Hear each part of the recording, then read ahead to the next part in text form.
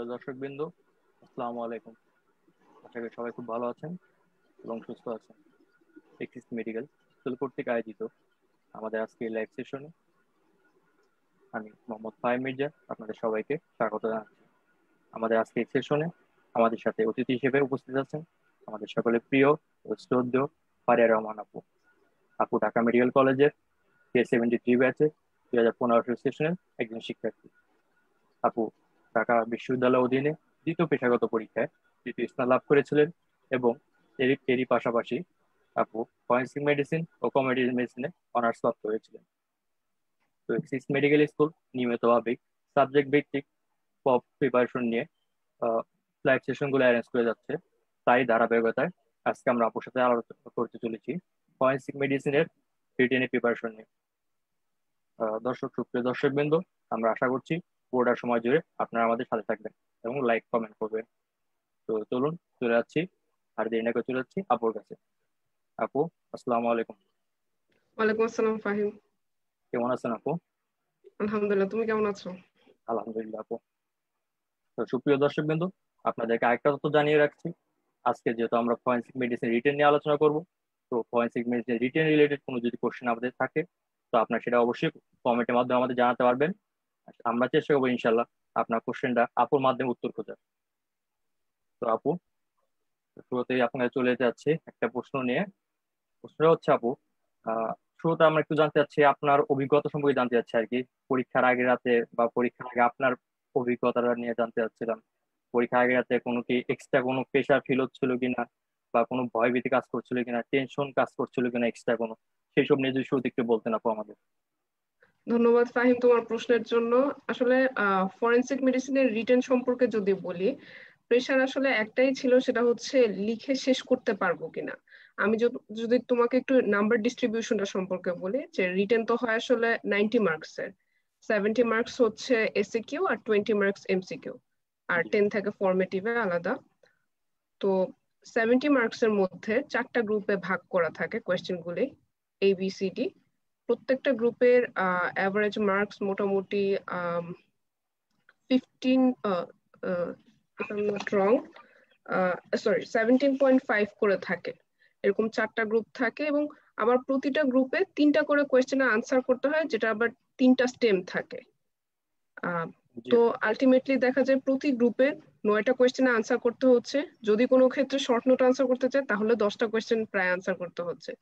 Number যতই ফ্র্যাকশনেটেড থাকুক না কেন, অনেক কোয়েশ্চেন আনসার করতে হয়। জি এই আপু। কারণে লেখাটা অনেক বেশি থাকে, ওইটাই ভয় থাকে যে লিখে শেষ করতে পারবো কিনা। তো প্রিপারেশন ডেফিনেটলি মানে যত আগে থেকে শুরু করা যায় এবং যতটা পাকাপোক্ত প্রিপারেশন হয়, আহ তাহলে পরীক্ষায়ও ততটা আর কি উপকৃত, মানে উপকার পাওয়া যায় আর কি, আমি বলবো এটা। জি, যে অবশ্যই আপু। আহ, এটাই আর কি, ভয় ছিল একটাই, রিটেনের তো শেষ বুঝতে করতে পেরেছি। পারবো কিনা। মানে হচ্ছে আমাদের মেন যে এটা ছিল হচ্ছে আপনার আপনাদের ক্ষেত্রে যেটা ছিল আপু হচ্ছে লেখে শেষ করার যে ব্যাপারটা যেটা বলেন আপনি, যে হুম কমপ্লিট করার হুম। যে ব্যাপারটা সেটা হচ্ছে নিয়ে বেশি ভয় কাজ বা টেনশন কাজ করছিল আপনার ভিতর। জি আপু, বুঝতে পেরেছি। ধন্যবাদ আপু। তো আপু, আমরা আরেকটা প্রশ্ন দিতে যাচ্ছি হচ্ছে রিটেন এবং ভাইভা প্রিপারেশনের ক্ষেত্রে আমরা জানি দুইটার ক্ষেত্রে প্রিপারেশন একটু তো আলাদা থাকেই আপু। আসলে রিটেন বলেন আর ভাইভা দুইটার জন্য একটু আলাদা প্রিপারেশন থাকে। তো সেই ক্ষেত্রে আমরা রিটেন আর ভাইভার মধ্যে কোনটার প্রিপারেশন নেওয়াটাকে একটু তুলনা করে এগিয়ে রাখা যায়, সহজ বলা যেতে পারে আর কি। দুইটাই কঠিন আপু, তারপরেও মানে কোনটাকে আমরা একটু এগিয়ে রাখতে পারি সহজ মনে করে আর কি। আমি বলবো যে রিটেনের প্রিপারেশনটা আগে শুরু করা উচিত। যদি রিটেনের প্রিপারেশনটা মোটামুটি নেওয়া থাকে, ভাইভায় পাস করার মতো প্রিপারেশন হয়েই যায়। জি তো আপু। রিটেনটা যদি মানে যখন ক্লাস চলে, তখন টেক্সট বই, যেটা আমাদের হচ্ছে ডক্টর K.S. নারায়ণ রেড্ডির একটা টেক্সট বই, essentials of forensic medicine and toxicology, বইটা যদি একটু দাগিয়ে দাগিয়ে পড়া যায়, তাহলে বেস্ট হয়। তাতে এমসিকিউ কভার করে, সঙ্গে হচ্ছে ভাইবার কিছু প্রিপারেশন হয়ে যায়। আর রিটেনে তো ডেফিনেটলি আহ ওখান থেকেই লেখা যায় যদি কিছু মনে না পড়ে বা এরকম। আর রিটেনটা আমার মনে হয় নোট করে পড়া উচিত, তাহলে আর কি প্রিপারেশন অনেক সহজ হয়ে যায়, আমি বলবো। জি আপু, বুঝতে পেরেছি আপু।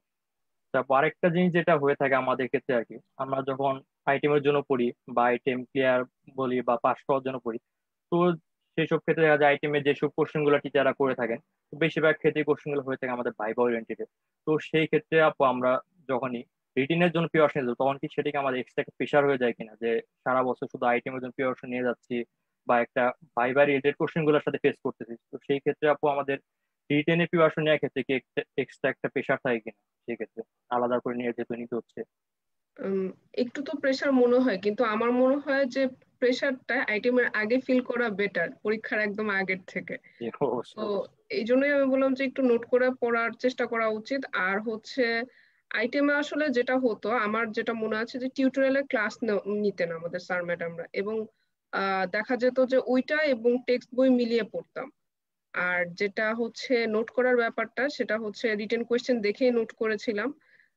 কি পরীক্ষার আগে দেখা যেত যে আসলে সব কমপ্লিট হতো না, যে ছুটিটা থাকতো ওইটার মধ্যেই চেষ্টা করতাম যে শেষ করে ফেলা, এবং ওইটাই আর কি দেখে একবার তারপর রিটেনের জন্য জি যেতাম আপু, আর কি। জি আপু বুঝতে পেরেছি আপু। তো আপু আরেকটা যেহেতু এই প্রশ্ন এরিয়াতেই বলি, প্রেক্ষিতেই বলি, আমাদের বেশিরভাগ ক্ষেত্রে দেখা যায় টিচাররা যখন লেকচার নেন সেক্ষেত্রে ক্লাসে যখন লেকচার নিচ্ছেন, লেকচার নেওয়ার সময় হয়তো আমাদের দু একটা প্রশ্ন আলাদা করে বলে দেন যে এটা রিটেনের জন্য ইম্পর্টেন্ট, এটা ভাইবার জন্য ইম্পর্টেন্ট। তো আপু সেই ক্ষেত্রে ক্লাসে নোট করে রাখাটা বা নোট ডাউন করে রাখার ব্যাপারগুলা কতটা ইফেক্টিভ হতে পারে রিটেনের ক্ষেত্রে, আমরা যদি রিটেনের ক্ষেত্রে চিন্তা করি, তো কোশ্চেন গুলো একটু টুকে রাখাটা কতটা ইম্পর্টেন্ট? কোয়েশ্চেন গুলো টুকে রাখা এটা আসলে আমার মনে হয় রিটেনের থেকে ভাইবার জন্য বেশি ইম্পর্টেন্ট। কারণ একটা জিনিস বলি যে কে এস নারায়ণ রেড্ডির যে বইটা, ওটা তো আসলে আহ, ইন মানে ইন্ডিয়ান একটা বই, তাই না? আমাদের জি আপু। বাংলাদেশের তো বই না। তো কিছু কিছু মানে উম কিছু কিছু ক্ষেত্রে, যেমন হচ্ছে কোর্ট, যেরকম ইনকোয়েস্টের ব্যাপারগুলি, এগুলি কিছু কিছু স্যাররা কিছু জিনিস বলেন, ওগুলি হচ্ছে আসলে টুকে রাখা উচিত, যেটা হচ্ছে ভাইভায় তারা খুবই জিজ্ঞাসা করেন। আম, এরকম আরো কিছু টপিক আছে। আহ, এই তো, জি ওই আপু জন্য বুঝতে আর কি। পেরেছি। হুম। সেক্ষেত্রে হচ্ছে আপু যে আমাদের লেকচারে যে ক্লাসগুলো হয়ে থাকে আর কি, সেক্ষেত্রে আমাদের টুকে রাখা যে ব্যাপারটা সেটা হচ্ছে ভাইবার ক্ষেত্রে খুব বেশি ইফেক্টিভ হতে পারে। এটাই বলতে চাচ্ছি, হ্যাঁ। জি আপু বুঝতে পেরেছি আপু। জি আপু। আপু আরেকটা জিনিস জানতে চাচ্ছেন যে হচ্ছে আমাদের যেহেতু একটু আগে আপনি শুরুতেই মেনশন করলেন ব্যাপারটা যে ফরেনসিক মেডিসিনে রিটেনে অনেক লিখতে হয়, তো সেই ক্ষেত্রে যদি আমরা চিন্তা করি আপু, তো টাইম ম্যানেজমেন্ট আমাদের কিরকম হতে পারে, যেহেতু আমাদের একটা ব্রড অনেক বলতে গেলে অনেক কোশ্চেন অ্যান্সারই কিন্তু করছে আমাদের একটা লিমিটেড সময়ের ভেতর বা হচ্ছে একটা এর মধ্যে। তো সেই ক্ষেত্রে আপু আমরা যদি চিন্তা করি ফুল অ্যান্সার করার ক্ষেত্রে বা একটা ভালো প্রিপারেশন, ভালো পরীক্ষা দেওয়ার ক্ষেত্রে, তো আমাদের টাইম ম্যানেজমেন্টটা কিরকম হওয়া উচিত অ্যান্সার আচ্ছা, করার ক্ষেত্রে আপু? হ্যাঁ, প্রফের রিটেনের টাইম ম্যানেজমেন্ট যদি বলি, যে রিটেন এসিকিউ এর জন্য তো 2.5 ঘন্টা, 2 ঘন্টা 30 মিনিট সময়। আর প্রতিটা 4টা গ্রুপ থাকে। প্রতিটা গ্রুপে হচ্ছে বললাম যে 3টা করে কোয়েশ্চেন আনসার করতে হবে, তার মধ্যে 3টা অংশে, একটা অংশে হচ্ছে 0.8, একটায় 2, একটায় 3, এভাবে নাম্বার জি, জি ডিস্ট্রিবিউশনটা আপু জি। থাকে।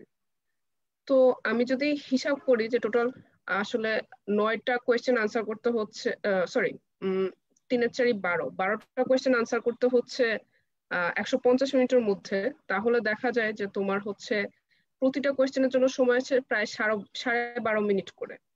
তো টাইমটা এভাবে ভাগ করা যায় যে 0.8 এর যে কোয়েশ্চেনটা, ওটার জন্য আমি 1 থেকে 1.5 মিনিট দিলাম। এরপরে 2 নম্বরের যে কোয়েশ্চেনটা, ওটার জন্য আমি 3 থেকে 4 মিনিট মানে দিলাম, এর মধ্যে লেখাটা শেষ করলাম।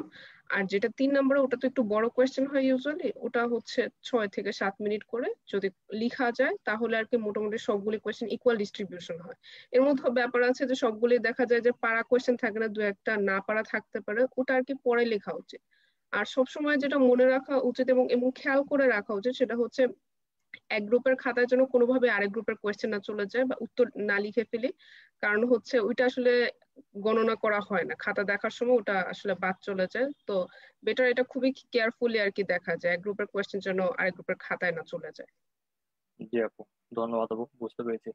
আপু এই প্রেক্ষিতে আরেকটা কথা বলতে যাচ্ছি আপনাকে, যেটা হচ্ছে আপনি যেহেতু বললেন গ্রুপ ডিস্ট্রিবিউশনের কথা, তো সেই ক্ষেত্রে আমাদের খাতার প্রেজেন্টেশনটা কিরকম হতে পারে? তো অনেক ক্ষেত্রে দেখা যাচ্ছে আপু আমাদের কিছু কোশ্চেন থাকে, ওই সম্পর্কে হয়তো অনেক জানি বলে অনেক লিখে ফেলি, কিন্তু সেটা লিখতে যে হচ্ছে আলটিমেটলি আমরা কোনো একটা কোশ্চেন ছেড়ে আসি সময় স্বল্পতার কারণে। তো সেই ক্ষেত্রে আপু আমাদের এই খাতার প্রেজেন্টেশনটা কেমন হওয়া উচিত, বা একটা কোশ্চেন অ্যান্সার করার ক্ষেত্রে সেটা লেন্থ বা কিভাবে কোনটা প্রায়োরিটি বেশি দেওয়া উচিত অ্যান্সার করার ক্ষেত্রে জিনিসটা?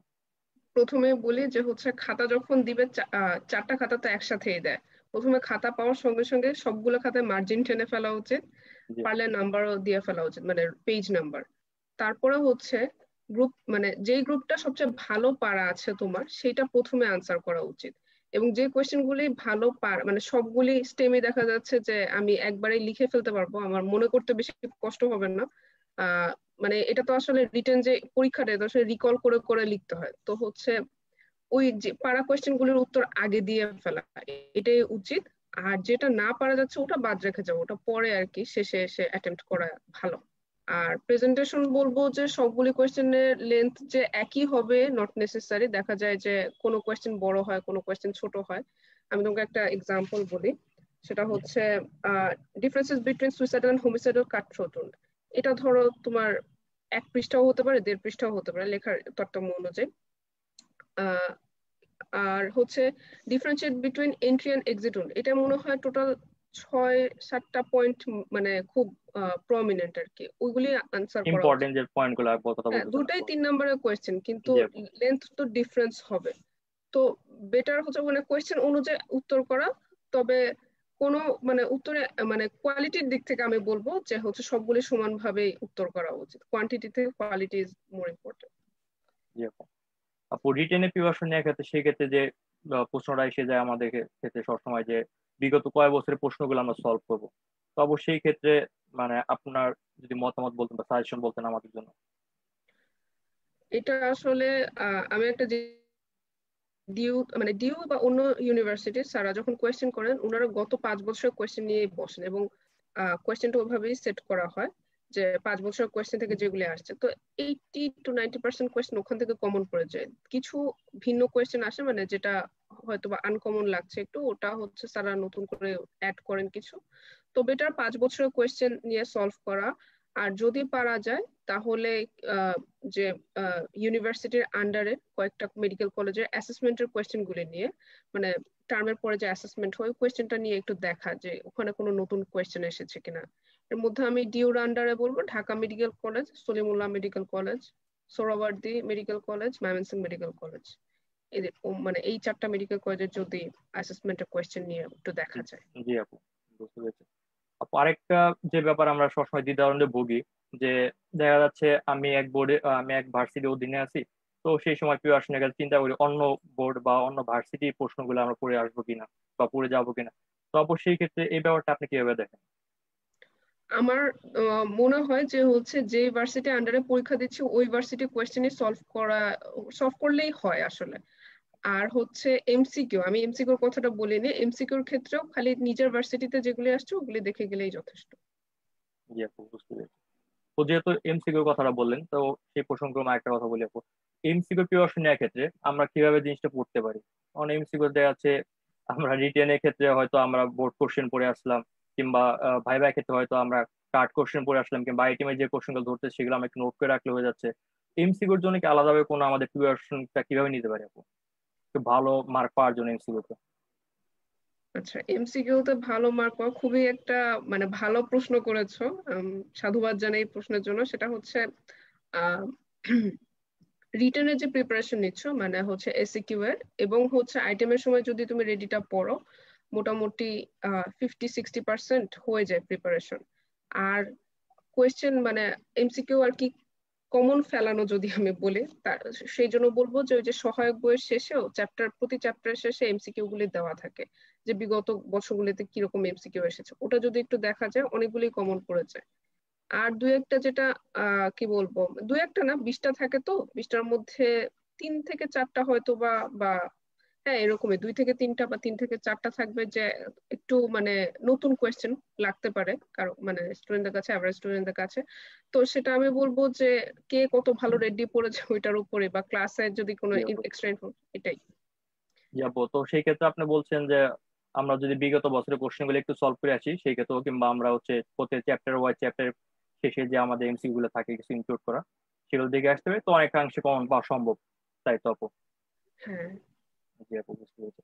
জি আপু, আরেকটা এই প্রসঙ্গে আমরা একটা কথা বলতে চাচ্ছি, যেটা অনেক ক্ষেত্রে হয় কি আমাদের ক্ষেত্রে দেখা যাচ্ছে আইটেমে তা থাকে কিংবা আইটেম একত্রে অনেকগুলা থাকে, তো সেই ক্ষেত্রে আমাদের অনেক সময় হয় কি মেন বইটা বাদ দিয়ে আমরা একটু নোট বইয়ের দিকে একটু বেশি ঝোঁকটা থাকে, আইটেম আগের রাতে আগে বিশেষ করে বলতে গেলে।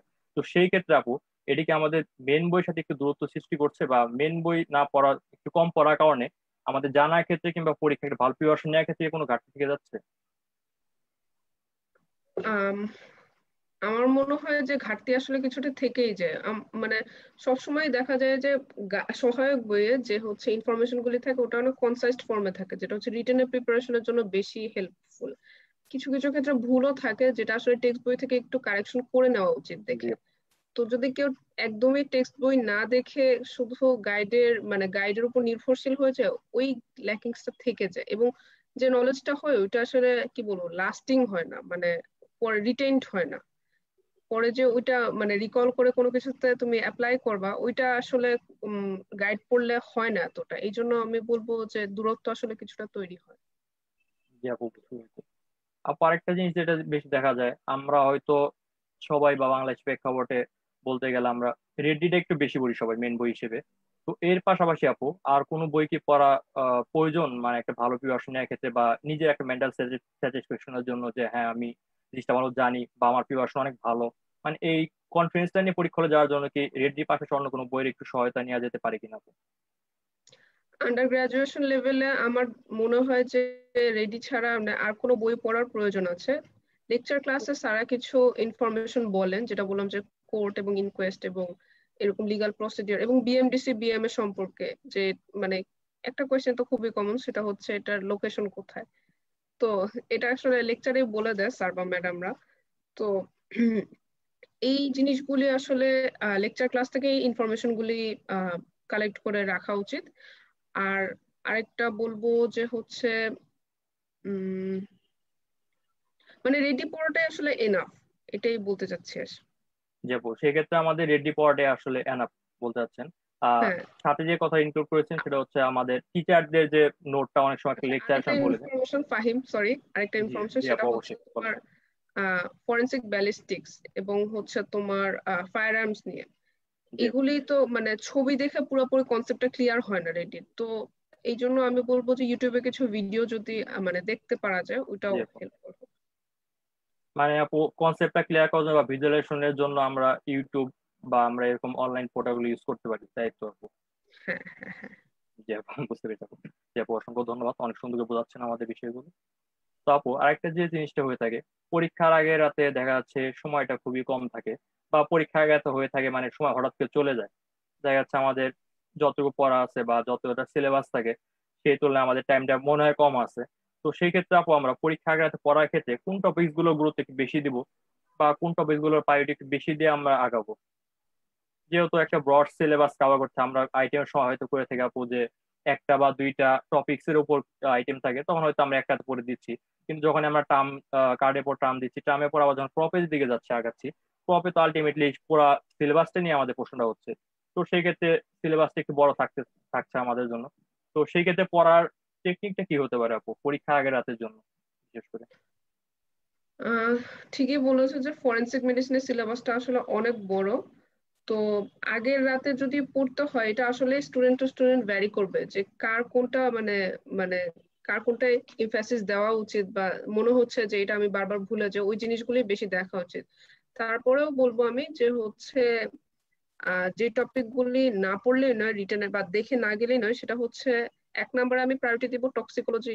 টক্সিকোলজি পার্টটা আর কি, পয়জনিং এবং টক্সিকোলজি ইত্যাদি। কারণ এটা নিয়ে একটা গ্রুপই থাকে। আহ, একটা মানে রিটেনের একটা গ্রুপই থাকে এসিকিউ এর, যে হচ্ছে ওখান থেকেই কোয়েশ্চেন আসে। তো এখানে হচ্ছে তোমার পয়জনিং এর ডিফারেন্স, ডিফারেন্ট পয়জনের সাইন সিমটম, তারপরে হচ্ছে ট্রিটমেন্ট ম্যানেজমেন্ট ইত্যাদি আসে। এর মধ্যে OPC, datura, OPC mainly, sulphuric acid, এগুলো একটু দেখা উচিত। আর preservation of viscera and their dispatch, এটা একটু দেখা উচিত। আর একটা বলবো death and changes after death আর আইডেন্টিফিকেশনের অংশটা, রিটার্নের যে কোয়েশ্চেন গুলি আছে এগুলো একটু দেখা উচিত। এখান থেকে কোয়েশ্চেন আসেই আর কি।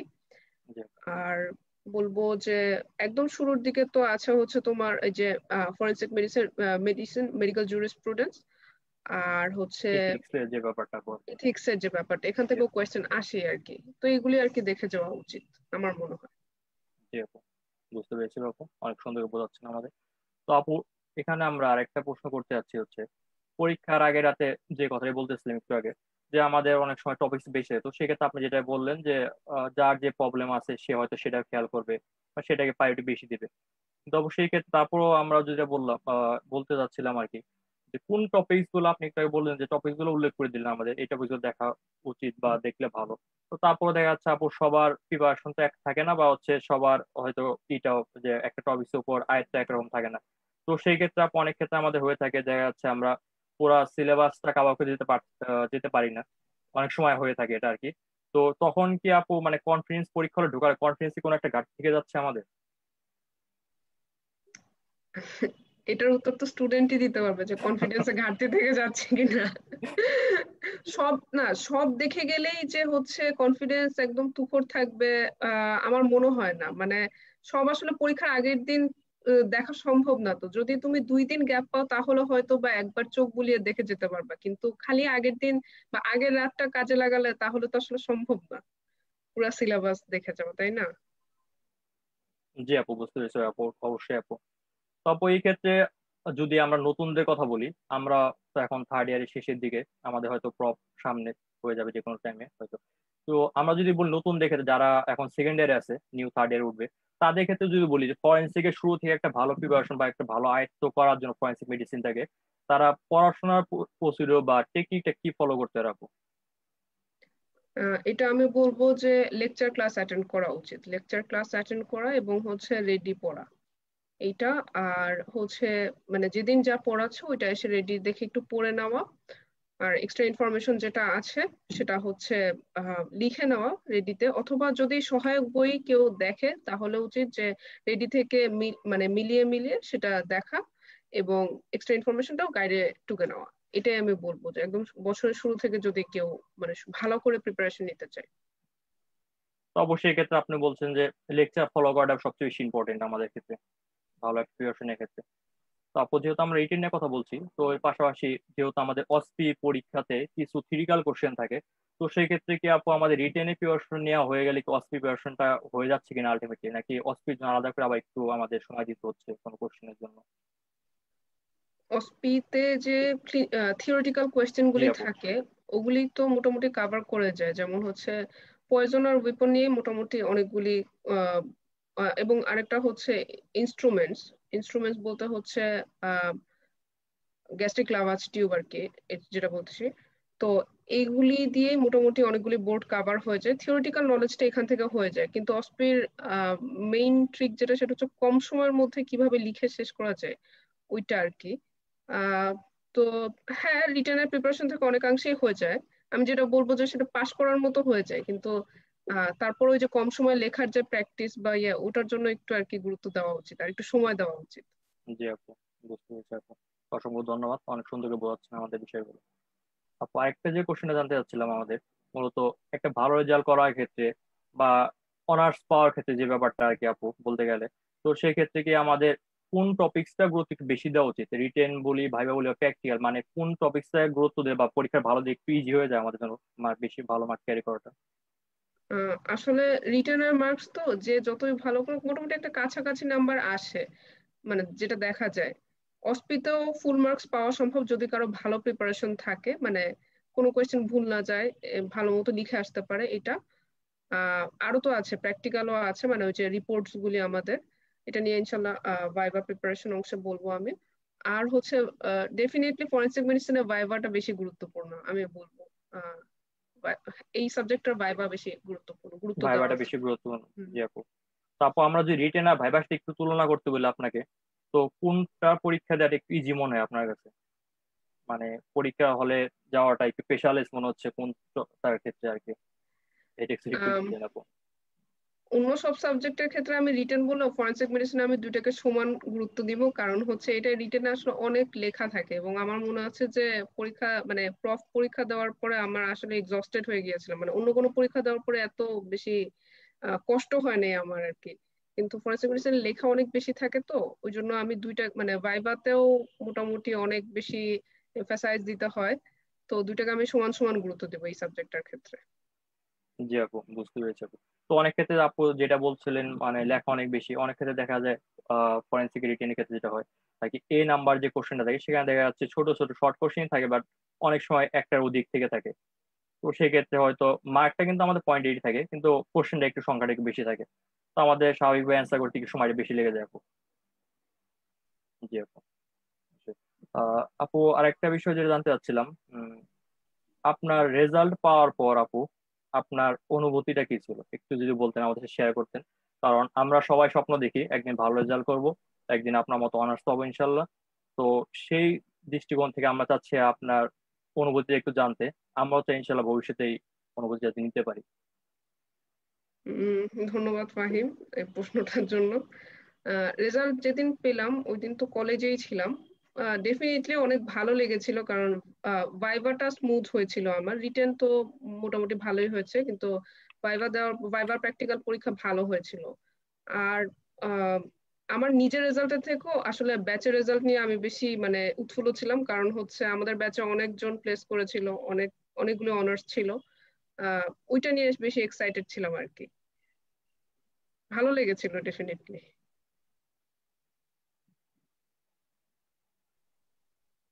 জি আপু, বুঝতে পেরেছি। আপু আরেকটা যে জিনিসটা আপনার কাছে জানতে চাচ্ছিলাম আসলে মূলত, আমাদের দেখা যাচ্ছে আমরা যেহেতু এখন থার্ড ইয়ার প্রায় শেষের দিকে, তো সেক্ষেত্রে আমাদের এখন প্রপ এক্সামটাই বাকি আছে। তো যেহেতু একটা মহামারী চলছে, এপিডেমিক চলছে, তো সেক্ষেত্রে হয়তো প্যান্ডেমিক চলছে যেহেতু, তো আমরা হয়তো জানি না কখন পরীক্ষাটা হবে বা কখন একটা ভালো সময় হতে পারে পরীক্ষাটা হওয়ার জন্য। তো সেই ক্ষেত্রে আপু আমরা যারা ওল্ড থার্ড ইয়ার বলেন বা পুরানো থার্ড ইয়ার যারা শেষের দিকে আছে, তাদের প্রফিট প্রিপারেশনটা ধরে রাখার জন্য মানে আমাদের পড়াশোনার প্যাটার্নটা এখন কেমন হওয়া উচিত আপু? মানে সবাই জানেন বা জানেন ব্যাপারটা যে মাঝে বন্ধ পড়লে সবার পড়াশোনার একটা যে ফ্লো থাকে, ফ্লোটা একটু ব্রেক হয়, মানে একটু স্বাভাবিক হয়তো স্টুডেন্টের ক্ষেত্রে একটু ব্রেক হয়ে থাকে। তো সেই ক্ষেত্রে আপু আমাদের ফ্লোটাকে যদি আমরা কন্টিনিউ করতে চাই বা আমাদের ভালো প্রিপারেশনটাকে যদি ধরে রাখতে চাই, তো সেই ক্ষেত্রে আমাদের পড়াশোনার প্রিপারেশনটা একটু মনে হওয়া উচিত বা পড়াশোনা কিভাবে করা উচিত এখন।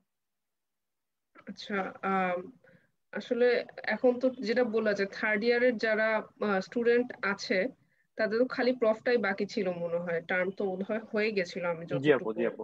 হ্যাঁ। তো আমি বলবো যে ধৈর্য ধরা উচিত। আরেকটা হচ্ছে যে প্রতিদিন মানে রেগুলারিটি ধরে রাখা এবং একটা টার্গেট ফিক্স করা, প্রতিদিন একই সময় পড়তে বসা।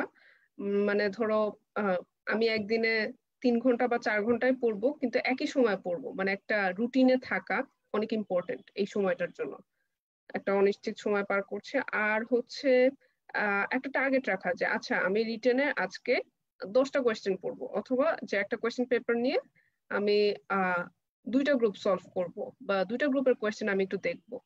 তো এরকম করে আর কি দেখা যাবে যে পুরোটা হয়তো বা হচ্ছে না, আমি যেটা টার্গেট করেছি তার 50% বা 70% হচ্ছে, কিন্তু তারপরে উচিত যে ওই যে রেগুলার যে সময়টা পড়তে বসা ওইটা আর কি প্রতিদিন পড়তে সাথে হয় না হয়তো বা সব সময়, কারণ নিজের হোক পরিবারের হোক আশেপাশে দুর্ঘটনা বা কি বলবো মানে কোভিড তো আসলে মানে কাউকে স্পেয়ার করছে না যেটা দেখা জি যাচ্ছে। আপু, তো জি আপু।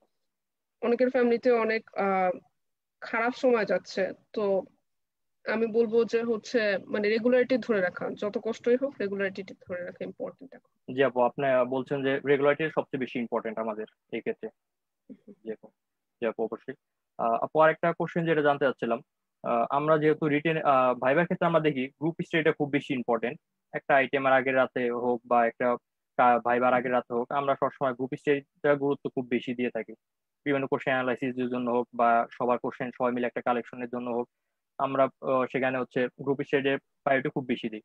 কিন্তু আপু সেই ক্ষেত্রে আমি একটু বলতে চাচ্ছি, যেহেতু আমাদের এখন প্যান্ডেমিক চলছে, এখন বলতে গেলে সবার পড়াশোনায় একটু ব্যাঘাত ঘটছে। তো সেই ক্ষেত্রে রিটেনের ক্ষেত্রে যদি আমরা বলি আপু, সেখানে গ্রুপ স্টাডিটা কি একটা ভালো সলিউশন হতে পারে কিনা? রিটার্নের জন্য আমি বলবো আসলে প্রিপারেশনটা নিজেকে নিতে হয়, কারণ লিখে আসতে হয় নিজেকে। তবে একটা জিনিস যেটা করা যেতে পারে যে আহ 2-3 জন ফ্রেন্ডের একটা গ্রুপে মানে ডিসকাশন করা, যে হচ্ছে প্রতিদিনের প্রোগ্রেস কিরকম, যে আমি এই টার্গেটটা নিয়ে আসলে আগাচ্ছিলাম, আমি এতটুকু কমপ্লিট করতে পেরেছি, তোমার কি অবস্থা। এটা একটা ভালো মানে ট্র্যাকে থাকার একটা ভালো জি, জি, পদ্ধতি হতে পারে জি আপু, আমার ধারণা, জি আপু, কোলাবোরেটিভ। জি আপু, বুঝতে পেরেছি আপু। আরেকটা যে বিষয়টা আপু, একটু আগে আপনি যেটা মেনশন করলেন যে আমাদের হচ্ছে লেকচার নোট গুলো তুলে রাখা, নোট করে রাখা দরকার একটা ভালো প্রিপারেশনের ক্ষেত্রে বা প্রপের আগে বা পরীক্ষার আগে আমাদের একটা গুছানো একটা প্রিপারেশন নেওয়ার জন্য। তো সেই ক্ষেত্রে আপু এখানে আমরা নোট গুলা কালেক্ট করার ক্ষেত্রে কি আমরা কয়েকজন গ্রুপ হয়ে ভাগ হয়ে এটা করতে পারি কিনা, যে ওই স্যারের লেকচার একজন কালেক্ট করবে, এই স্যারের লেকচারটা একজন ভালো মতো কালেক্ট করবে। কারণ আপু আমরা সবাই জানি যে ক্লাসে হয়তো সবসময় কনসেন্ট্রেশন ধরে রাখতে পারি না আমরা, বা অনেক ক্ষেত্রে আমরা হয়ে থাকে যে কনসেন্ট্রেশন আছে কিন্তু আমরা হয়তো লিখতে আলসেমি লাগছে বা লিখছি না কোনো কারণে। তো সেই ক্ষেত্রে আপু এটা কি কোনো সলিউশন হতে পারে কিনা, যে 3 থেকে 4 জন ফ্রেন্ড মিলে যদি আমরা একটা গ্রুপ করি, সেখানে আমরা যদি টিচারকে ভাগ করে দিই যে এই টিচার নোটটা সে করবে, এই টিচার নোটটা সে করবে, সে হোক আলটিমেটলি পরীক্ষা আগে যদি আমরা সবগুলো নোট একত্র করে বসি, সেটা কি একটা ভালো সলিউশন হতে পারে কিনা, বা একটা ভালো প্রিপারেশন নেওয়ার ক্ষেত্রে কি একটা প্রপার ওয়ে হতে পারে কিনা আপু, যদি বিষয়টা একটু বলতেন আমাদের। হ্যাঁ, এটা ডেফিনেটলি একটা ভালো বেস্ট ওয়ে এটা হতে পারে বা হবে। কারণ হচ্ছে একজনের পক্ষে আসলে সব ইনফরমেশন সারা যা বলেন সবকিছু লিখে রাখাও সম্ভব না। তো 2-3 জন মিলে যদি এগুলি শেয়ার করা যায়, আলটিমেটলি টোটাল ব্যাচেই যদি শেয়ার করা যায় ওটা আরো ভালো হয়। তো ডেফিনেটলি এটা অনেক ভালো পদ্ধতি হতে পারে, একজনের উপর প্রেশার অনেক কম পড়ে। জি আপু, বুঝতে পেরেছি। অবশ্যই আপু, আরেকটা যে বিষয়টা আছে আপু, আমাদের একটা ভালো প্রিপারেশন নেওয়ার ক্ষেত্রে বা একটা রেগুলারিটি মেনটেন করার ক্ষেত্রে আমাদের ডেইলি রুটিনটা কেমন হওয়া উচিত আপু? আসলে হ্যাঁ, সেটা অবশ্যই আপু এক একজনের ক্ষেত্রে এক এক রকম হয়ে থাকে। তো তারপর ওভারঅল একটা রুটিন কেমন হওয়া উচিত একটা ভালো আহ, ইয়েতে থাকতে হলে, ট্র্যাকে থাকতে হলে আলটিমেটলি? ফাহিম, আমি কি প্যান্ডেমিকের প্রেক্ষাপটে বলবো নাকি নর্মাল রুটিনে বলবো? প্যান্ডেমিকের প্রেক্ষাপটে বলবেন আপু, যেহেতু আমরা এখন প্যান্ডেমিকের মধ্যে আছি, এই প্রেক্ষাপটে বললে আমাদের সবার জন্য একটু উপকার হবে আপু। প্যান্ডেমিকের জন্য আমি বলবো যে আহ, আমার ক্ষেত্রে যেটা মানে আমি সবসময় ভালো মনে হয়েছে আমার, বা আমি যেটা উপকার পেয়েছি সেটা হচ্ছে সবসময় ভোরে ওঠা এবং প্রতিদিন একই সময় ওঠা। এটা একটা কারণ ভোরে আর কি আহ মানে আমার আর কি হচ্ছে কনসেন্ট্রেশন পাওয়ার আর কি একটু বেটার থাকে ওই জন্য। তো ভোরে উঠে তারপরে হচ্ছে কিছু দূর পরে তারপরে হয়তো বা ব্রেকফাস্ট করে দেন একটা ব্রেক নিয়ে তারপর আমাদের তো এখন অনলাইন ক্লাস চলছে, আমি জানি না থার্ড ইয়ারের মনে হয় এখন পরের ইয়ারে ক্লাস শুরু হয়ে গিয়েছে। ক্লাস যদি থাকে অ্যাটেন্ড করা, তারপরে যেটা হয় একটা ব্রেক নিয়ে নামাজ গোসল লাঞ্চ করে তারপরে হচ্ছে একটু যদি কেউ রেস্ট নিতে চায় রেস্ট নিল। ডিফারেন্ট সেশনস থাকে এখন অনলাইনে, ক্লাসেস থাকে কোর্সেস থাকে, এগুলি যদি কেউ অ্যাটেন্ড করে করলো। তারপরেও আমি বলবো যে সন্ধ্যায় না মাগরিবের পরে যদি পারা যায় যে সঙ্গে সঙ্গে পড়তে বসে যাওয়া, জি আপু। ঘন্টা 2 বা 3 পড়ে তারপরে আর কি বাকি যে রাতে প্রিপারেশন নিয়ে ঘুমিয়ে যাওয়া তাড়াতাড়ি জি ভোরে আপু, বুঝতে ভোরে ওঠার জন্য আবার। জি আপু, বুঝতে পেরেছি আপু। তো আপু এই পর্যায়ে আমরা একটু কমেন্ট নিতে যাচ্ছি। এখানে মারিয়া ওয়েট নামে একজন প্রশ্ন করেছেন, ইচ গ্রুপে টাইম ম্যানেজমেন্টের ব্যাপারে একটু যদি বলতেন আপু। যদি আহ, আপু একটু আগে মেনশন করেছেন, তারপরও যদি তার উদ্দেশ্যে একটু বলতেন ব্যাপারটা আরেকবার একটু ছোট করে। মারিয়া, টাইম ম্যানেজমেন্ট যদি আমি এসিকিউর ব্যাপারে বলি তাহলে হচ্ছে তোমার 2.5 ঘন্টায় যদি 4টা গ্রুপ কভার করতে চাও তাহলে প্রতিটা গ্রুপে তোমার প্রতিটা গ্রুপে প্রতিটা কোয়েশ্চেন আমি বলবো যে তোমার তো 12 কোয়েশ্চেন আনসার করতে হয়।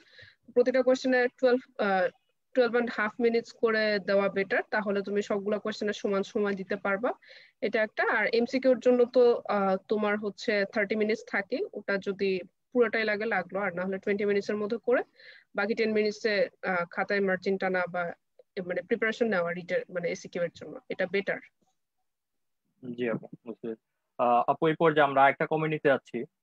সালমিনা হক কমেন্ট করেছেন, আমরা তো ডিওর আন্ডারে আছি, তো তাহলে কি রিটেনের জন্য ডিও কোশ্চেন গুলা করলে হবে? যদি আপু এটাও সার্বিনা, আপনি, জি আপু একটু আগে মেনশন করেছেন, তাও আরেকবার যদি একটু সংক্ষেপে আচ্ছা, বলতেন। সার্বিনা তোমার কোয়েশ্চেনের জন্য ধন্যবাদ।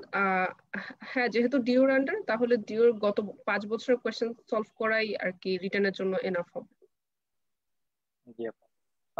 আপু এবার হচ্ছে আমরা আবার একটা প্রশ্ন দিতে যাচ্ছি, সেটা হচ্ছে পরীক্ষার হলে দেখা যাচ্ছে অনেক সময় আমাদের দু একটা কোশ্চেন আনকমন পড়ে থাকে, আপনি যেটা বলেন বোর্ড কোশ্চেন সলভ করা, হ্যাঁ সলভ করে আসা যায়, সেক্ষেত্রে 80 বা 90% হয়তো আমরা কমন পেয়ে থাকি, কিংবা টিচারদের লেকচারে থেকে ইম্পর্টেন্ট দু একটা কথা তারা বলে থাকেন, সেটা হয়তো আমরা কালেক্ট করে থাকলে সেটাতে আমরা একটা কমন পেতে পারি। তো তারপরও দেখা যাচ্ছে পরীক্ষা হয়তো দু একটা কোশ্চেন আমাদের আনকমন পড়ে যায়। তো সেই ক্ষেত্রে আপু আমাদের যেহেতু খাতা খালি রেখে আসা কিছু লিখে আসা ভালো, সেই ক্ষেত্রে আপু আমরা কি করতে পারি? আচ্ছা, আমি বলবো যে কেউ যদি আগে থেকে প্রিপারেশন নেয় মানে রিটেনের যদি আহ, ওই কোয়েশ্চেন ছাড়া আমি যেটা বললাম যে হচ্ছে 5 বছরের কোয়েশ্চেন সলভ করা, তো ওই টপিকের আশেপাশ দিয়ে গেলে আমার মনে হয় যে ওটা থেকে কিছু লেখা সম্ভব। যদি কিছুই না লিখতে পারা যায় তাহলে আর কি বলবো, ওটা বাদ দিয়ে আসলেও ফেল হবে না। মানে আপু বলতে চাচ্ছেন যে আমরা যে কোশ্চেন গুলো কমন পড়বে বা কোশ্চেন যেগুলো আসবে সেগুলোতে অ্যাটলিস্ট একটা ভালো মার্ক বা মোটামুটি পাস করার মতো মার্কের কোশ্চেন আমরা কমন পেয়ে যাবো সবসময়, কোশ্চেন গুলো হ্যাঁ, সলভ করে আসলে একটা বিগত দুইটা বছর। কোয়েশ্চেন বাদ যদি জি আপু জি। চলেও যায় কখনোই ফেল হবে না ওটার জন্য, জি আপু জি বাকি আপু। কোয়েশ্চেন যদি ভালো মতো আহ, লেখা। তো সেই ক্ষেত্রে কি আপু একটা ভালো রেজাল্ট করার ক্ষেত্রে বা অনার্স পাওয়ার ক্ষেত্রে কি এটা একটা হয়ে যায় কিনা বা বিঘ্ন ঘটায় কিনা ব্যাপারটা, যে একটা কোশ্চেন আমার মনে সিলেক্ট হয় না, বা আমার মনে হয় না ভাইবা দিয়ে ওটা কভার করা সম্ভব। যদি এরকম জি ভালো ভাইবা হয় তাহলে ওটা কভার করা সম্ভব। জি আপু। আপু আরেকটা যে জিনিসটা হয়ে থাকে আমাদের ক্ষেত্রে, যেহেতু আমাদের সবসময় প্রপে রিটেনটা আগে হয় ভাইবাটা পরে হয়, তো অনেকের ক্ষেত্রে দেখা যাচ্ছে বিভিন্ন কারণে রিটেনটা হয়তো তার মনের মতো হচ্ছে না বা একটু এক্সপেকটেশন হচ্ছে একটু খারাপ হয়েছে। তো সেই ক্ষেত্রে আপু এই জিনিসটা কি ভাইবাতে ইফেক্ট ফেলে কিনা? আম, এটা তো আসলে যার যার মেন্টাল স্ট্রেংথের উপর নির্ভরশীল আমি বলবো। তো আহ, যদি মানে এমনি ইন কমন আমি যদি বলতে চাই তাহলে যে রিটেনের প্রিপারেশন ভাইবার উপর ইফেক্ট তেমন একটা ফেলে না। ভাইবা আসলে ইন্ডিভিজুয়ালি একটা এক্সাম বলবো আমি, কারণ আসলে তো আমাদের প্রত্যেকটা পরীক্ষা আলাদা আলাদা ভাবে পাস করতে হয়, রিটেন ভাইবা জি জি প্র্যাকটিক্যাল। অবশ্যই অবশ্যই তো আপু। এই জন্য আমি বলবো যে একটার উপর আরেকটার ইফেক্ট ওইটা চিন্তা না করে যেটা সামনে আসছে ওইটা আগে মানে ভালো মতো ট্যাকেল করা, এটাই হচ্ছে ভালো স্ট্র্যাটেজি একটা। জি আপু অবশ্যই আপু। জি আপু অনেক সুন্দর করে বোঝাচ্ছেন আমাদের বিষয়গুলো। আপু আরেকটা যে কথাটা বলতে চাচ্ছিলাম আর কি, তো আলহামদুলিল্লাহ আপনি ঢাকা বিশ্ববিদ্যালয়ের অধীনে দ্বিতীয় পেশাগত পরীক্ষায় দ্বিতীয় স্থান লাভ করেছিলেন এবং একই সাথে ফরেনসিক মেডিসিন কমার্শিয়াল মেডিসিনে অনার্স প্রাপ্ত হয়েছিলেন। তো আপু সেই ক্ষেত্রে যদি আমরা বলি, অনার্স পাওয়ার ক্ষেত্রে বা একটা ভালো রেজাল্ট করার ক্ষেত্রে কোনো কি সিক্রেট টিপস কাজ করে কিনা এখানে, যে এভাবে পড়লে বা এই জিনিসটা অ্যাপ্লাই করলে হয়তো আমার প্রিপারেশন একটু ভালো হবে বা আমি কনফিডেন্সে একটু ভালো কনফিডেন্স নিয়ে আমি পরীক্ষা হলে যেতে পারবো, এইটা কি কোনো এই জিনিসটা যদি আপু একটু বলতেন। সিক্রেট গুলি তো সব আজকেই বলে দিচ্ছি। তবে আমি আমি বলবো যে আমার সাপোর্ট সিস্টেম এবং আমার ফ্রেন্ড সার্কেলে সবাই অনেক বেশি সাপোর্টিভ ছিল। এই জন্যই হয়তো বা রেজাল্ট ভালো করা সম্ভব হয়েছে, এবং আমার ফ্রেন্ডদের মধ্যেও অনেকেরই অনেক ভালো রেজাল্টই হয়েছে। তো এই জন্য আমি বলবো যে একটা বেটার সাপোর্ট সিস্টেম রাখা খুবই ইম্পর্টেন্ট একটা ভালো রেজাল্টের জন্য। জি আপু, আপনি একটু আগেই বলেছিলেন একটা কথা যে আপনাদের ব্যাচে প্রায় সবাই অনেক ভালো রেজাল্ট করেছিল, সেজন্য আপনার সবচেয়ে বেশি ভালো লেগেছিল। তো আপু যেহেতু সবাই বেশিরভাগই ভালো রেজাল্ট করেছিল, সে ভালো রেজাল্ট করার ক্ষেত্রে কি আপনাদের ক্ষেত্রে গ্রুপ স্টাডিটা খুব বেশি কাজে লেগেছিল কিনা, মানে এটা কি একটা ভালোই ছিল কিনা? গ্রুপ স্টাডি হয়তো ওভাবে করা হয়নি, কিন্তু আমার যেটা মনে পড়ে সেটা হচ্ছে থার্ড ইয়ারে আমরা ওয়ার্ড অনেক ডিলিজেন্টলি করেছিলাম। এবং এই দুইটা সাবজেক্টের হয়তো বা আমাদের কাছে বাহ্যিকভাবে মনে হয় যে প্র্যাকটিক্যাল ইমপ্লিকেশন কম, কিন্তু যতটুকু মনে হয় আমরা কিছুটা হয়তো বা কোরিলেট করতে পেরেছিলাম, যার কারণে হয়তো বা গ্রুপ স্টাডি ওইভাবে না হলেও ওটা আর কি কিছুটা হেল্পফুল হয়েছিল। জি আপু বুঝতে পেরেছি আপু। আপু যদি আপনাকে বলি, আমরা প্রায় শেষ পর্যায়ে চলে এসেছি, তো আমাদের সবার উদ্দেশ্যে যদি একটু বলতেন মানে আমাদের পড়াশোনার প্যাটার্নটা কেমন হওয়া উচিত বা একটা কিভাবে এখন পড়লে একটা ভালো রেজাল্ট আশা করতে পারি। কারণ আপু আমরা কিন্তু সবাই চাই বা স্বপ্ন দেখি আপনার মতো একদিন অনার্স পাবো, একদিন ভালো রেজাল্ট করব। তো সেজন্য তো অবশ্যই এফোর্ট দিতে হবে নিজেকেই। তো তারপরও আপু যদি আপনি সেক্ষেত্রে যদি আপনি কোনো আমাদের কোনো উপদেশ দিতেন বা পরামর্শ দিতেন যে এভাবে এইটা ফলো করলে বা এই রুটিনটা ডেইলি রুটিনটা ফলো করলে একটা ভালো রেজাল্ট করা সম্ভব বা একটা অনার্স পাওয়া যেতে পারে, যেহেতু আমরা সবাই স্বপ্ন দেখি আপু অনার্সের। আম, আসলে এত কম সময়ে তো প্রিপারেশন নিয়ে মানে খুব বিশদভাবে বলা সম্ভব না। আমি যতটুকু মানে পেরেছি বলেছি। আর তারপর আমি বলবো যে ভালো রেজাল্ট করার জন্য নিজের ব্যাচের সিনিয়রদের হেল্প নেওয়া একটা ভালো ভালো মাধ্যম হতে পারে। তাদের কাছ থেকে কোয়েশ্চেন গুলি জেনে নেওয়া, এবং সেটা পরীক্ষার পর পর হলেই বেস্ট হতো আর কি, বেস্ট হয়। এটা একটা। আর হচ্ছে এখন আসলে মানে যেহেতু কলেজে যাওয়া সম্ভব হচ্ছে না বা গ্রুপ স্টাডি ওইভাবে সম্ভব হচ্ছে না, তো নিজেকে আর কি একটু চেষ্টা চালিয়ে যাওয়া যে যতটুকু সম্ভব পরীক্ষার প্রিপারেশন নিয়ে রাখা। পরীক্ষাতে মানে থার্ড ইয়ারে তো পরীক্ষাটাই পেন্ডিং আছে, আর তো বাকি জি সবই আপু জি শেষ আপু আসলে। অবশ্যই আপু। আর নতুন যারা থার্ড ইয়ার মানে এরপরে যারা থার্ড ইয়ারে আসবে তাদের জন্য বলবো যে হচ্ছে তারা যদি মর্গে যাওয়ার একটা বিষয় আছে, কিন্তু আমি এটা পুরো স্কিপ করে গেছি। জি আপু, যে জি আপু, অবশ্যই। অটোপসি দেখা এবং অটোপসি। হ্যাঁ, ওগুলি একটু অ্যাটেন্ড করা মানে উচিত আমি বলবো। কারণ আলটিমেটলি কেউ যদি সরকারি চাকরিতে জয়েন করে এবং উপজেলায় থাকে, দেখা যাবে সে মানে একমাত্র মেডিকেল অফিসার এবং তাকেই অনেকগুলি দায়িত্ব পালন করতে হবে। ইনজুরি সার্টিফিকেট দেওয়া, কি অটোপসি করা, তার সিনিয়র হয়তো বা থাকবে কিন্তু তাকে পুরো দায়িত্বটা নিতে হচ্ছে। তো এই জন্য বেটার একটা প্রিপারেশনের জন্য আর কি থার্ড ইয়ারে একটা ভালো বেস নেওয়া উচিত আর কি। জি আপু, তো অবশ্যই। হ্যাঁ, এখন আর কি নিজেকেই পড়া উচিত ধৈর্য ধরে। আর আর সবাই সুস্থ থাকে, এই বছরটা আসলে সুস্থ থাকা অনেক বড় নিয়ামত আমি বলবো। জি আপু। আপু, আরেকটা কথা যে জানতে চাচ্ছিলাম, একদম আমরা লাস্টে দিয়ে চলে এসেছি। ফরেন্সিক মেডিসিনের ক্ষেত্রে যেহেতু প্র্যাকটিক্যাল নলেজটাই বেশি অ্যাপ্লাই করতে হয় আমাদের, বা প্র্যাকটিক্যাল রিলেটেড পড়াগুলি আমরা বেশি পড়ি, তো সেই ক্ষেত্রে আপু সাবজেক্ট একটু ইন্টারেস্টিং কিনা, মানে অনেকটা ইন্টারেস্টিং লাগে কিনা আপনার কাছে, যে যেহেতু আমি যা পড়ছি সেটা আমি অ্যাপ্লাই বিভিন্ন সময় অ্যাপ্লাই করতে দেখছি কাউকে, অথবা হয়তো ভবিষ্যতে আমি নিজে অ্যাপ্লাই করবো বা কাউকে অ্যাপ্লাই করেছে শুনছি, তো ওই জিনিসটা খুব বেশি মানে মনে ভেতর আলাদা রকম একটা সৃষ্টি করে কিনা আপু, এটা যদি একটু বলতেন। ডেফিনেটলি ফরেনসিক মেডিসিন অনেক ইন্টারেস্টিং সাবজেক্ট। যারা আর কি ক্রিমিনাল ল বা হচ্ছে গোয়েন্দা কাহিনী পড়তে পছন্দ করে, শার্লক হোমসের অনেক ভক্ত, তাদের জন্য আমি বলবো যে এটা ডেফিনেটলি অনেক ইন্টারেস্টিং একটা সাবজেক্ট। আর হচ্ছে আমি একটা ঘটনা বলি যে আমাদের টিউটোরিয়ালে একজন ম্যাম ছিলেন। উনি পোস্ট গ্রাজুয়েশন করছিলেন। তো উনি আর্মিতে ছিলেন। তো ম্যাডাম আমাদের ফরেন্সিক ব্যালিস্টিক্স এবং ফায়ার আর্মস নিয়ে জি পড়াচ্ছিলেন। আপু। তো ওই দিন একটা কোয়েশ্চেন ছিল, আইটেমে ধরা হচ্ছিল বারবার দাম দাম বুলেট নিয়ে। তো ম্যাডাম বললেন যে উনি আসলেই উনার ফায়ারিং এর সময় দাম দাম বুলেট উনি ফেস করেছেন, যে এটা যে হতে পারে। তো এটা অনেক বেশি রিলেটেবল ছিল আর কি আমাদের পড়ার সময়। ম্যাডামের জন্য তো আরো রিলেটেবল ছিল। তো ডেফিনেটলি এটা একটা ইন্টারেস্টিং সাবজেক্ট। জি আপু, অবশ্যই। পরে যে জিনিসটা হয়ে থাকে, আমরা যেমন ফার্স্ট টার্মের সময় অটোপসি নিয়ে অনেক স্টাডি করে থাকি, বিশদ ভাবে স্টাডি করে থাকি রিটেনের জন্য বা থিওরিটিক্যাল জন্য, কোশ্চেনের জন্য। তো সেই ক্ষেত্রে দেখা যাচ্ছে আপু আমরা সবাই তো অটোপসি দিতে যাচ্ছি থার্ড ইয়ারে। তো অটোপসিটা যখন আমরা থিওরিটিক্যাল নলেজ গুলো আমরা গ্যাদার করি, গ্যাদার করার পরে যখন আমরা আবার সেটাকে আমরা মর্গে যাচ্ছি বা অটোপসি ভিজিটে যাচ্ছি, তখন সেটা দেখার পর জিনিসটাকে আমাদের কনসেপ্ট আরো বেশি ক্লিয়ার হয়ে যায় কিনা।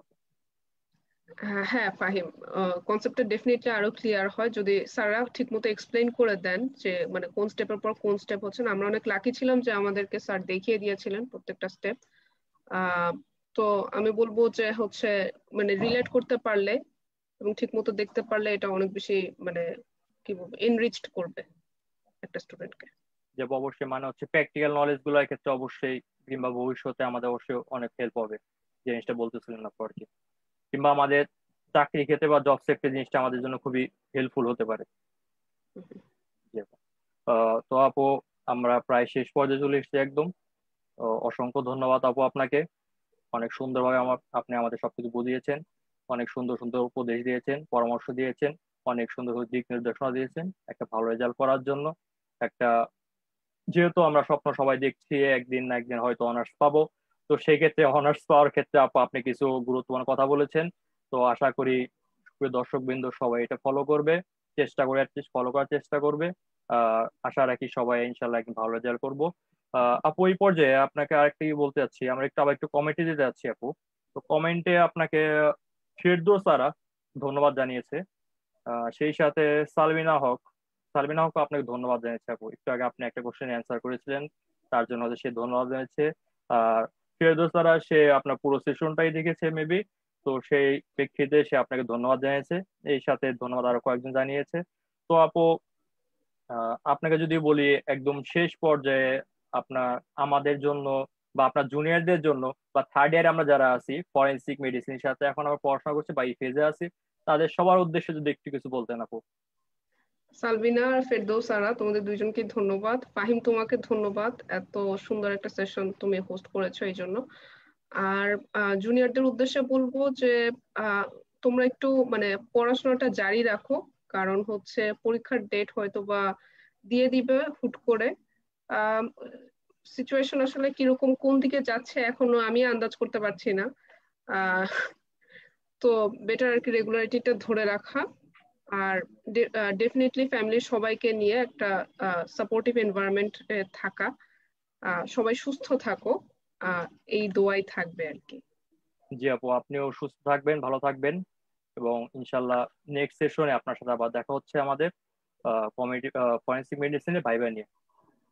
সেদিন অ্যাক্সেস ইনশাল্লাহ মেডিকেল স্কুল ভাইবা নিয়ে আমাদের আলোচনা হবে আরো বিশদ হবে। জি আপু। অ্যাক্সেস মেডিকেল স্কুলকে ধন্যবাদ আমাকে এই সুযোগটা দেওয়ার জন্য, এবং মানে জুনিয়রদের সঙ্গে ইন্টারাকশনের সুযোগ আর কি আমাকে পাইয়ে দেওয়ার জন্য। আমি নিজেও অ্যাক্সেস মেডিকেল স্কুলের অনেকগুলি ওয়ার্কশপ করেছি, সেশন করেছি। ডেফিনেটলি এটা আমার জন্য একটা বড় পাওয়া আর কি। জি আপু। জি আপু, পরিশেষে খুব ভালো থাকবেন, সুস্থ থাকবেন ইনশাল্লাহ। আল্লাহ হাফেজ আপু। আসসালামু আলাইকুম। ওয়ালাইকুম আর আসসালাম। সুপ্রিয় দর্শকবৃন্দ, এক্সিস মেডিকেল স্কুলের পক্ষ থেকে আপনাদের সবাইকে ধন্যবাদ জানাচ্ছি এতক্ষণ আমাদের লাইভ সেশনটি দেখার জন্য। সবাইকে ধন্যবাদ। আসসালামু আলাইকুম।